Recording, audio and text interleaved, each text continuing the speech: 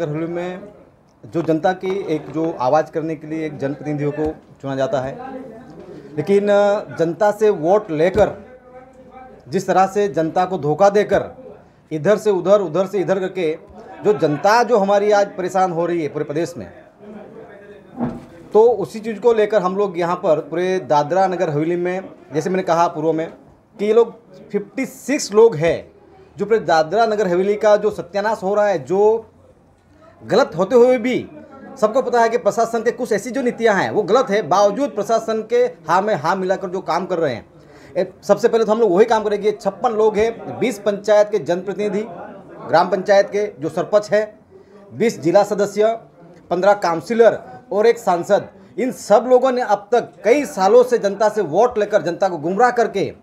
लोभ लालच देकर जो वोट लेकर उसको सत्ता लेने के बाद, लेकिन जो जनता के प्रति जो जिम्मेदारी होनी चाहिए थी वो नहीं निभा पा रहे हैं। तो सबसे पहले आने वाले समय में हमारा यही अभियान है, आने वाले 6 महीने के बाद जो लोकल सेल्फ गवर्नमेंट के जो चुनाव होने वाले हैं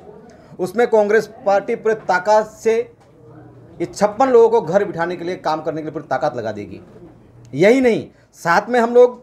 विकास के कार्यों में, प्रशासन जहां जनता के हित के कार्यों को लेकर कार्य करेगी, तो प्रदेश की शासन प्रशासन हम साथ में हैं हर विकास कार्य में। लेकिन कहीं वहाँ उससे उल्टा है। हमने पिछले 7-8 साल से ये देखने का आ रहा है कि दादरा नगर हवेली में पिछले 7-8 साल में लॉ एंड ऑर्डर की जो परिस्थितियां जो है, जो स्थिति, खुद प्रशासनिक पुलिस फोर्स के साथ, पुलिस के साथ मिलकर जिला प्रशासन खुद लॉ एंड ऑर्डर की परिस्थिति खड़ी कर रहे हैं। बेनिफिट ये है, अच्छा ये है, यहाँ की जनता, जो यहाँ के जो लोग हैं, ये लोग शांति प्रिय लोग हैं, इसलिए कभी लॉ एंड ऑर्डर की स्थिति यहाँ पर खड़ी नहीं हुई। लेकिन अभी हमने तैयार कर ली है, जिसे आप सबको पता है, दादरा नगर हवेली खानदेल विस्तार में जो एक आदिवासी परिवार का घर तोड़ने की घटना जो बनी, सुप्रीम हाईकोर्ट और सिविल कोर्ट के बाद जजमेंट होने के बाद भी उन्होंने जिस हिसाब से प्रशासन ने तानाशाही और मनमानी करके परिवार को प्रताड़ित किया और घर तोड़ दिया और कई कुछ लोगों के हाथ टूट गए हैं। तो इस तरह की जो घटना हो रही है, ऐसी घटना जो निंदनीय है, और उस घटनाओं को लेकर हजारों की संख्या में लोग रोड पर उतरे, आंदोलन हुए और शासन प्रशासन बैकफुट पर आया और मुझे ऐसी इतनी मजबूर हुई कि मुझे अरेस्ट करना पड़ा, मुझे जेल में बिठाना पड़ा। लेकिन आपके माध्यम से उन अधिकारियों को जो बीजेपी के एजेंट बनकर दिल्ली से अधिकारी, संविधान की कसम खाकर आने वाले अधिकारियों को भी आपके माध्यम से बताना चाहता हूं कि प्रभु टोकिया जेल से डरने वाला नहीं है। प्रभु टोकिया तो आंदोलन से पैदा हुआ है।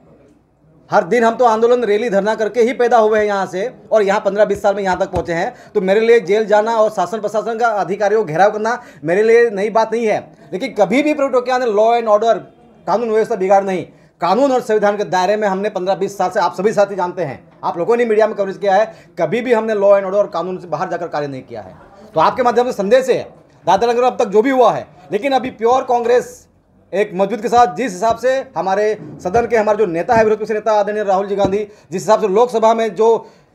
आपको पता है कभी जो कानून लाए जा रहे हैं, जो राहुल जी गांधी जी ने कहा है, वो सब सरकार बैकफुट पर आके उस कार्यों किया जा रहा है। तो लोकसभा में वो जो कार्य कर रहे हैं, बिल्कुल विपक्ष क्या होता है, भाजपा के एजेंट बनकर जो अधिकारी काम कर रहे हैं, उनको एहसास करेंगे कि क्या विपक्ष होता है और विपक्ष कब सरकार में आएगा, और जब सरकार में आएगा विपक्ष तो इनकी हालत हम क्या करेंगे, उनको समझना चाहिए। स्थानीय और परप्रांतीय बात मुझे बहुत बार, मैंने 15-20 साल से जाहिर जीवन में हूँ, मैं थोड़ा तीखा जरूर हूँ, बिल्कुल दिल का बिल्कुल साफ हूँ, वो आप सभी जानते हैं।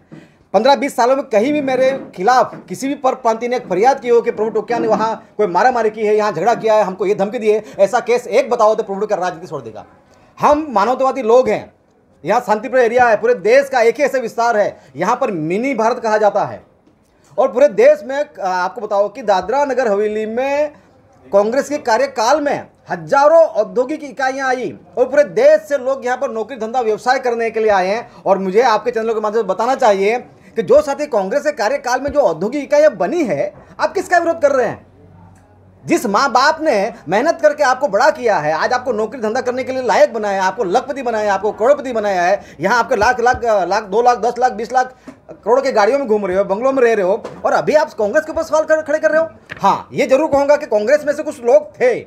जो बीजेपी के एजेंट बनकर यहाँ पर काम करते, तो हमारे आदरणीय राहुल जी ने ऐसे लोगों को घर बिठाने का काम शुरू कर दिया है। पदाधिकारी बांटने का काम नहीं करेगी कांग्रेस, यहाँ पर लड़ने वाले सैनिक पैदा करेगी, और आला कमान का जो भी आदेश होगा उनके दिशा निर्देश में हम लोग कार्य करेंगे।